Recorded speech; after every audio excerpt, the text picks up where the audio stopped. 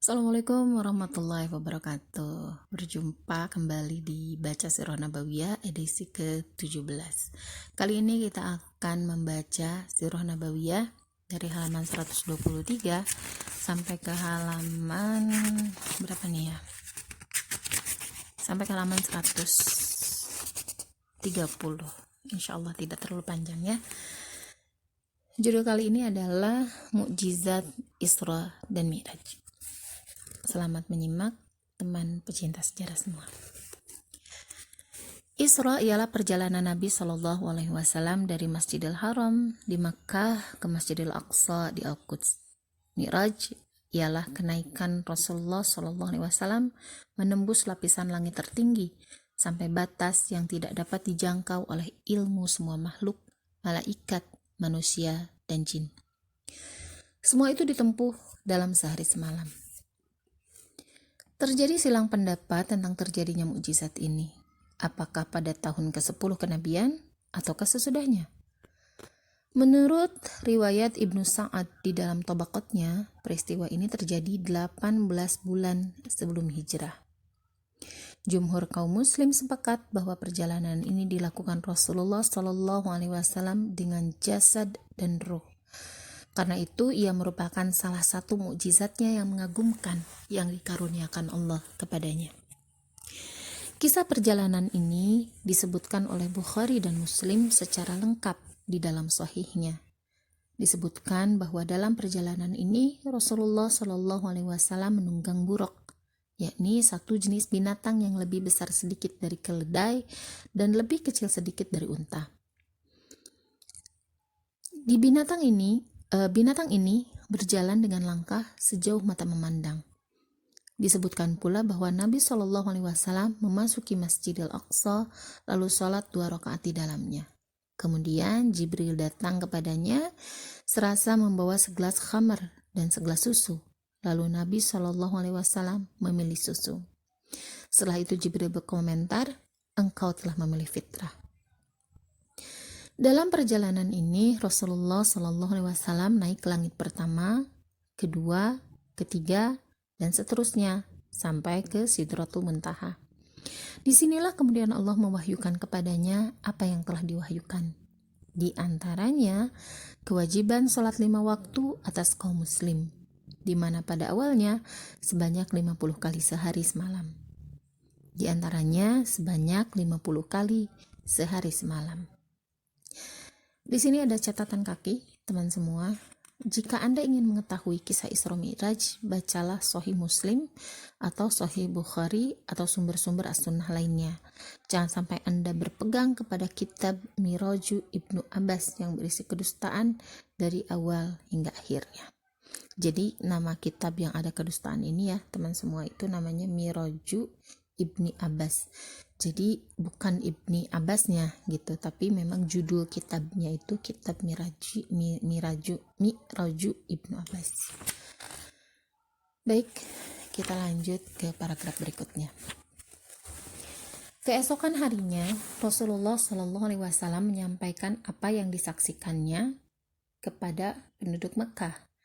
Tetapi oleh kaum musyrik berita ini didustakan dan ditertawakan, sehingga sebagian mereka menantang Rasulullah SAW untuk menggambarkan Baitul Maqdis jika benar ia telah pergi dan melakukan sholat di dalamnya. Padahal ketika menziarahinya tidak pernah terlintas dalam pikiran Rasulullah SAW untuk menghafal bentuknya dan menghitung tiang-tiangnya. Kemudian Allah memperlihatkan bentuk dan gambar Baitul Maqdis di hadapan Rasulullah SAW, sehingga dengan mudah beliau menjelaskannya secara rinci, sebagaimana yang mereka minta. Bukhari dan Muslim meriwayatkan bahwa Rasulullah SAW bersabda, ketika kaum Quraisy mendustakan aku berdiri di Hijr Ismail. Lalu Allah memperlihatkan Baitul Maqdis kepadaku. Kemudian aku kabarkan kepada mereka tentang tiang-tiangnya dari apa yang aku lihat. Berita ini oleh sebagian kaum musyrikin disampaikan kepada Abu Bakar dengan harapan dia akan menolaknya. Tetapi ternyata Abu Bakar menjawab, jika memang benar Muhammad yang mengatakannya, maka dia telah berkata benar. dan sungguh aku akan membenarkannya lebih dari itu. Pada pagi hari dari malam Isra, Jibril datang kepada Rasulullah SAW mengajarkan cara sholat dan menjelaskan waktu-waktunya. Sebelum disyariatkannya sholat 5 waktu, Rasulullah SAW melakukan sholat 2 rakaat di pagi hari dan 2 rakaat di sore hari, sebagaimana dilakukan oleh Ibrahim alaihissalam. Beberapa ibrah. Pertama, penjelasan tentang Rasul dan mukjizat.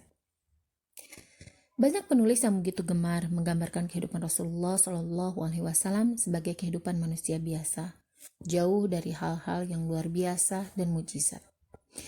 Bahkan tidak memperhatikan sama sekali kemukjizatan dalam kehidupan Rasulullah SAW. Mereka mengingkari adanya hal-hal luar biasa dan kemukjizatan dalam kehidupan Nabi SAW dengan berdalil kepada ayat, katakanlah sesungguhnya mukjizat-mukjizat itu hanya berada di sisi Allah. Surat arti dari Al-An'am ayat 109.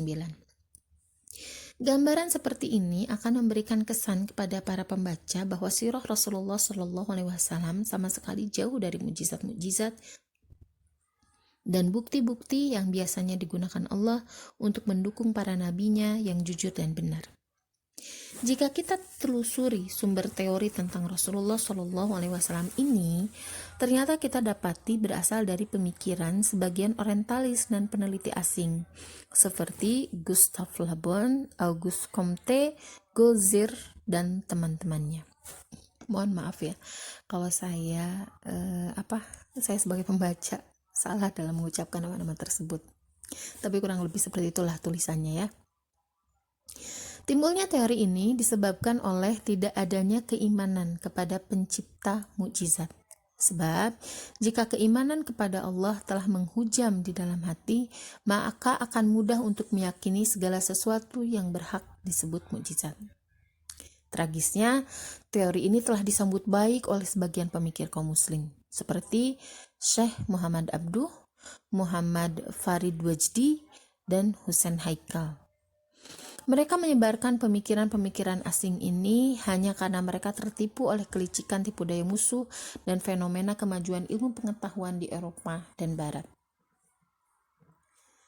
Kemudian pemikiran-pemikiran orang asing yang dikemukakan oleh sebagian pemikir kaum muslim ini oleh para musuh Islam, khususnya orientalis, dijadikan alat untuk membuka medan-medan dan ladang-ladang baru untuk melakukan ghazul fikri dan menimbulkan keraguan kaum muslimin terhadapnya. Senjata bagi serbuan langsung akidah Islamiyah dan penanaman pemikiran-pemikiran sekuler di benak kaum muslim.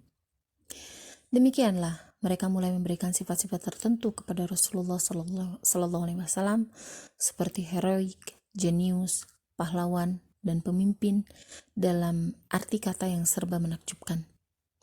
Pada waktu yang sama, mereka menggambarkan kehidupan umum Rasulullah SAW jauh dari mukjizat dan hal-hal luar biasa yang tidak dapat dijangkau oleh akal pikiran. Sehingga dengan demikian akan tercipta suatu gambaran baru tentang Nabi SAW di dalam benak kaum muslimin. Kadang mereka menamakan Rasulullah SAW sebagai jenius, atau seorang komandan, atau seorang pahlawan. Tetapi sesuatu yang tidak boleh muncul sama sekali ialah gambaran Muhammad SAW sebagai seorang nabi dan rasul. Sebab semua hakikat kenabian dan segala hal yang berkaitan dengannya seperti wahyu, mukjizat, dan hal-hal luar biasa telah dibuang melalui penonjolan istilah-istilah tertentu seperti jenius dan pahlawan yang jauh dari kemujizatan. Di dalam keranjang mitologi atau dongeng-dongeng yang sudah usang.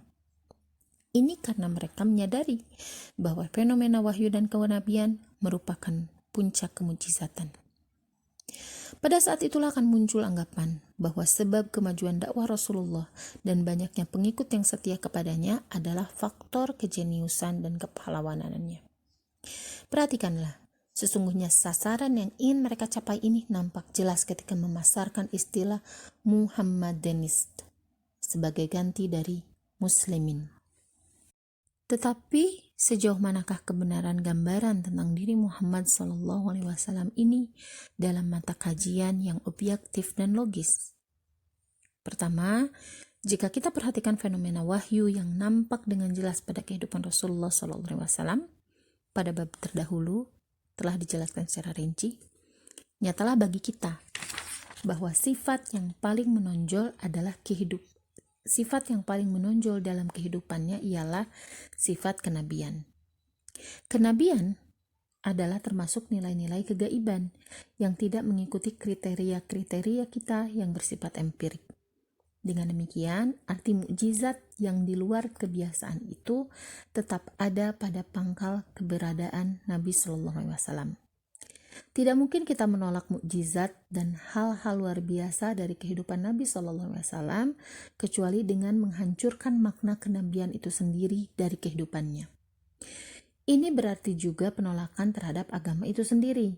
Kendati pun kesimpulan ini tidak disebutkan secara eksplisit oleh sebagian orientalis, dan cukup dengan menjelaskan kejeniusan dan keberanian Rasulullah, mereka tidak perlu lagi menjelaskan kesimpulan karena telah cukup dengan muqaddimah. Kesimpulan akan terbentuk secara otomatis setelah diterima muqaddimahnya. Namun, banyak pula di antara mereka yang secara terus terang menyebutkan kesimpulan karena kebencian yang tak tertahankan lagi.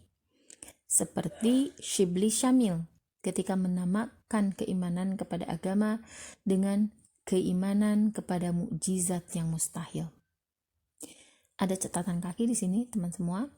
Dr. Shibli Syamil mengatakannya di dalam pengantarnya untuk terjemahan ke dalam bahasa Arab kitab Bukins. Di sini ditulisnya Buekins ketika menjelaskan teori evolusi Darwin. Nah, dengan demikian tidak ada gunanya lagi membahas keingkaran atau keimanan mereka terhadap mukjizat. Karena sejak awal mereka sudah meragukan atau menolak dasar agama itu sendiri. Kedua, jika kita perhatikan sirah kehidupan Rasulullah SAW, maka akan kita dapati bahwa Allah telah memberikan banyak mukjizat kepada Nabi SAW. Keberadaan dan kebenaran mukjizat-mukjizat ini tidak dapat kita tolak begitu saja. Karena peristiwa-peristiwa mukjizat ini disampaikan kepada kita dengan sanad-sanad yang sahih dan mutawatir yang mencapai tingkatan pasti dan yakin. Di antaranya, peristiwa memancarnya air dari jari-jari Rasulullah SAW yang mulia. Peristiwa ini diriwayatkan oleh Bukhari di dalam kitab wudhu, Muslim di dalam bab al-fadha'il atau keutamaan, Malik di dalam al-muwatta, dan imam-imam hadis lainnya dengan beberapa jalan yang berlainan. Sehingga Az-Zarqani meriwayatkan perkataan Al-Qurtubi, yaitu sesungguhnya peristiwa memancarnya air dari jari-jari Rasulullah SAW berulang-ulang di beberapa tempat.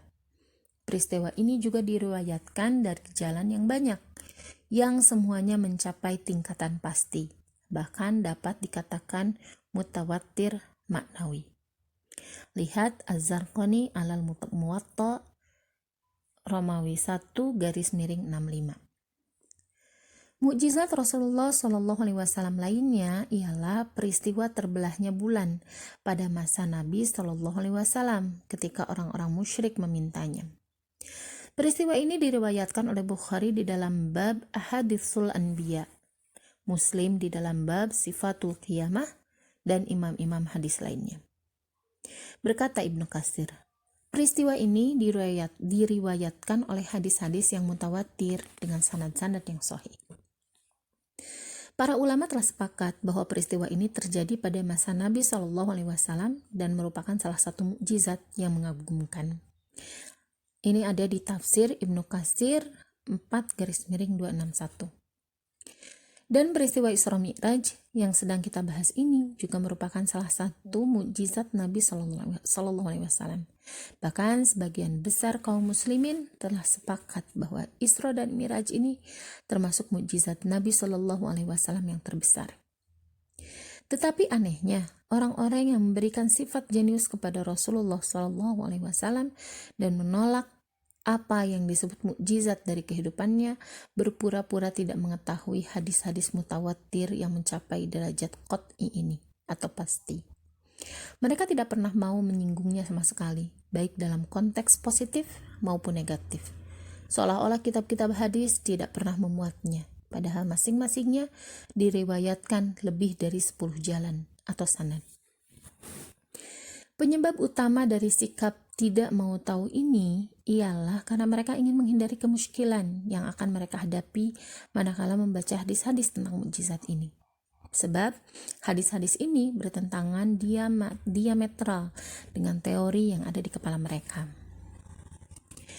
Catatan kakinya, di antaranya penulis Hayatul Muhammad. Penulis buku ini secara sengaja menghindari hadis-hadis mukjizat agar teorinya bisa terselamatkan. Kita lanjut ke paragraf berikutnya. Ketiga, mukjizat ialah sebuah kata yang jika direnungkan tidak memiliki definisi yang berdiri sendiri. Ia hanya suatu makna yang nisbi. Menurut istilah yang sudah berkembang, mukjizat ialah setiap perkara yang luar biasa. Sedangkan setiap kebiasaan pasti akan berkembang, mengikuti perkembangan zaman, dan berlainan sesuai dengan perkembangan kebudayaan dan ilmu pengetahuan. Mungkin sesuatu pada masa tertentu dianggap sebagai mukjizat, tetapi pada masa sekarang sudah menjadi hal biasa. Atau mungkin sesuatu yang biasa di lingkungan orang-orang yang sudah maju masih menjadi mukjizat di kalangan orang-orang primitif. Tetapi yang benar bahwa sesuatu yang biasa dan yang luar biasa itu pada dasarnya adalah mukjizat. Galaksi adalah mukjizat, planet adalah mukjizat, hukum gaya tarik adalah mukjizat, peredaran darah adalah mukjizat, ruh adalah mukjizat, dan manusia itu sendiri adalah mukjizat. Sungguh tepat ketika seorang ilmuwan Prancis, Chateaubriand, menamakan manusia ini dengan makhluk metafisik, yaitu makhluk gaib yang misterius. Hanya saja manusia telah melupakan karena terlalu lama dan sering menghadapi dan merasakannya. Telah melupakan segi mukjizat dan nilainya. Kemudian mengira karena kebodohannya bahwa mukjizat ialah sesuatu yang mengejutkan dan luar biasa, dijadikan ukuran keimanan atau penolakannya terhadap sesuatu. Ini adalah kebodohan manusia yang aneh pada abad ilmu pengetahuan dan teknologi. Seandainya manusia mau berpikir lebih jauh sedikit, niscaya akan nampak baginya bahwa Allah yang menciptakan mukjizat seluruh alam semesta ini tidak pernah kesulitan untuk menambahkan mukjizat lain atau mengganti sebagian sistem yang telah berjalan di alam semesta ini. Seorang orientalis, William Jones, pernah sampai kepada pemikiran seperti ini ketika mengatakan, kekuatan yang telah menciptakan alam semesta ini tidak pernah kesulitan untuk membuang atau menambahkan sesuatu kepadanya. Adalah mudah untuk dikatakan bahwa masalah ini tidak dapat digambarkan oleh akal. Tetapi yang harus dikatakan bahwa masalah ini tidak tergambarkan, bahkan tidak dapat digambarkan sampai ke tingkat adanya alam. Nah, maksudnya seandainya alam ini tidak ada, kemudian dikatakan kepada seseorang yang mengingkari mukjizat dan hal-hal luar biasa dan tidak dapat menggambarkan keberadaannya akan ada alam, niscaya dia akan langsung menjawab, ini tidak mungkin dapat digambarkan. Penolakannya terhadap gambaran seperti ini akan lebih keras ketimbang penolakannya terhadap gambaran adanya mukjizat. Inilah yang harus difahami oleh setiap muslim, baik mengenai Rasulullah SAW maupun mukjizat-mukjizat yang dikaruniakan Allah kepadanya. Kedua, kedudukan mukjizat Isra dan Mi'raj di antara peristiwa-peristiwa yang telah dialami Rasulullah SAW pada waktu itu. Rasulullah SAW telah merasakan berbagai penyiksaan dan gangguan yang dialami kaum Quraisy kepadanya. Di antara penderitaan yang terakhir sampai terjadinya Isra dan Mi'raj ialah apa yang dialami ketika hijrah ke Taif yang telah dijelaskan pada bab terdahulu.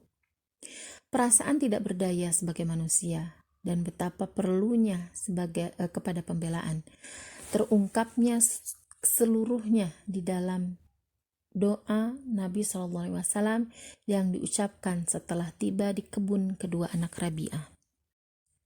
Suatu ungkapan yang menggambarkan ubudiyah kepada Allah.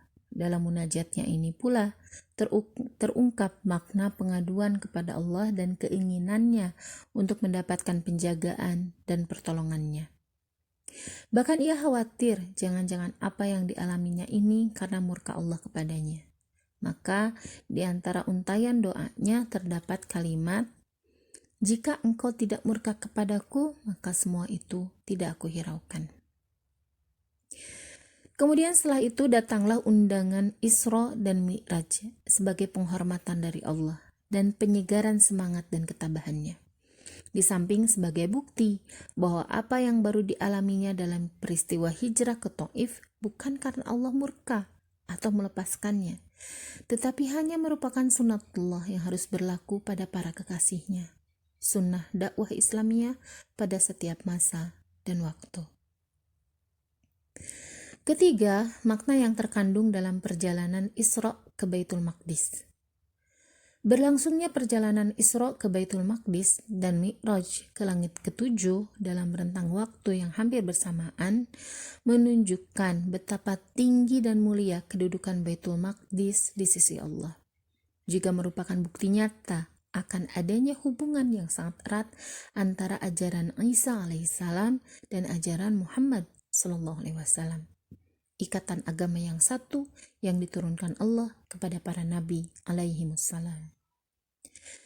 Peristiwa ini juga memberikan isyarat bahwa kaum muslimin di setiap tempat dan waktu harus menjaga dan melindungi rumah suci atau Baitul Maqdis ini dari keserakahan musuh-musuh Islam. Seolah-olah hikmah ilahiyah ini mengingatkan kaum muslimin zaman sekarang agar tidak takut dan menyerah menghadapi kaum Yahudi yang tengah menodai dan merampas rumah suci ini untuk membebaskannya dari tangan-tangan najis dan mengembalikannya kepada pemiliknya, yaitu kita, kaum muslimin. Siapa tahu, barangkali peristiwa Isra yang agung inilah yang telah menggerakkan Salahuddin Al-Ayyubi untuk mengerahkan segala kekuatannya melawan serbuan-serbuan salib dan mengusirnya dari rumah suci ini. Keempat, pilihan Nabi SAW terhadap minuman susu ketika Jibril menawarkan dua jenis minuman, susu dan khamar, merupakan isyarat secara simbolik bahwa Islam adalah agama fitrah, yakni agama yang akidah dan seluruh hukumnya sesuai dengan tuntutan fitrah manusia. Di dalam Islam tidak ada sesuatu pun yang bertentangan dengan tabiat manusia. Seandainya fitrah berbentuk jasad, niscaya Islam akan menjadi bajunya yang pas. Faktor inilah yang menjadi rahasia mengapa Islam begitu cepat tersebar dan diterima manusia.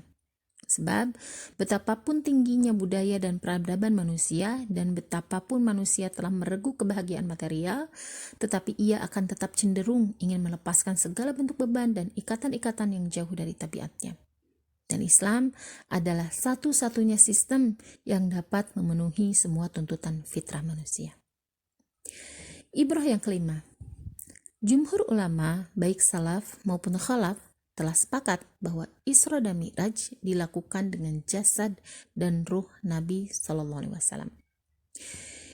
Imam Nawawi berkata di dalam Syarhu Muslim, pendapat yang benar menurut kebanyakan kaum muslim, ulama salaf, semua fuqaha, ahli hadis dan ahli ilmu tauhid adalah bahwa Nabi SAW diisrokan dengan jasad dan ruhnya.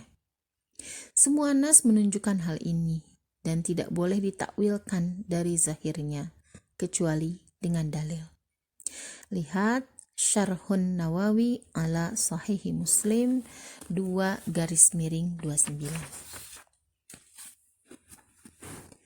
Ibnu Hajar di dalam syarahnya terhadap Bukhari berkata, sesungguhnya Isra dan Mi'raj terjadi pada suatu malam dalam keadaan sadar dengan jasad dan ruhnya.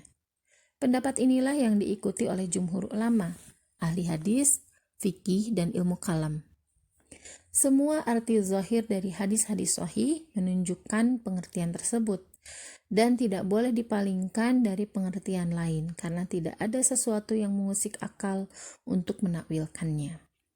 Lihat Fathul Bari 7-136 sampai 137. Di antara dalil yang secara tegas menunjukkan bahwa Isra dan Mi'raj ini dilakukan dengan jasad dan ruh ialah sikap kaum Quraisy yang menentang keras kebenaran peristiwa ini. Seandainya peristiwa ini hanya melalui mimpi, kemudian Rasulullah SAW menyatakannya kepada mereka, niscaya tidak akan mengundang keheranan dan pengingkaran sedemikian rupa. Sebab penglihatan dalam mimpi itu tidak ada batasnya. Bahkan mimpi seperti itu pada waktu itu bisa saja dialami oleh seorang muslim dan kafir. Seandainya peristiwa ini hanya dilakukan dengan ruh saja, niscaya mereka tidak akan bertanya tentang gambaran Baitul Maqdis untuk memastikan dan menentangnya. Mengenai bagaimana mukjizat ini berlangsung dan bagaimana akal dapat menggambarkannya, maka sesungguhnya mukjizat ini tidak jauh berbeda dengan mukjizat alam semesta dan kehidupan ini. Telah kami sebutkan bahwa setiap fenomena-fenomena alam semesta ini dengan mudah dapat digambarkan dan diterima akal manusia. Maka mengapa mukjizat ini tidak dapat diterima pula dengan mudah? Kemudian ibrah ke-6, ketika membahas kisah Isra Mi'raj ini, hati-hatilah dan jauhkanlah diri Anda dari apa yang disebut dengan Mi'raj Ibnu Abbas. Buku ini berisi kumpulan cerita palsu yang tidak memiliki sandaran kebenaran sama sekali. Penulisnya telah berdusta besar atas nama Ibnu Abbas. Setiap orang yang terpelajar dan berakal sehat pasti mengetahui bahwa Ibnu Abbas radhiyallahu anhu bebas dari segala kedustaan yang ada di dalam buku tersebut. Baik, teman pecinta sejarah semua, alhamdulillah itu judul tentang Isra Mi'raj yang sudah dibacakan. Sekali lagi semoga kita dapat mengambil ibrah, dapat mengambil hikmah untuk kita terapkan di kehidupan kita sehari-hari. Dan jangan lupa sekali lagi selalu saya ingatkan untuk tidak lupa mengklik subscribe, like, dan juga berkenan untuk menuliskan komentarnya di kolom yang sudah disediakan. Dan jangan lupa juga untuk share kepada sebanyak mungkin orang agar bisa juga sama dengan kita mengambil hikmah dari sirah Nabi Sallallahu Alaihi Wasallam. Terakhir, kurang dan lebihnya mohon maaf. Insya Allah jumpa lagi besok di episode berikutnya dengan judul berikutnya. Dan wassalamualaikum warahmatullahi wabarakatuh.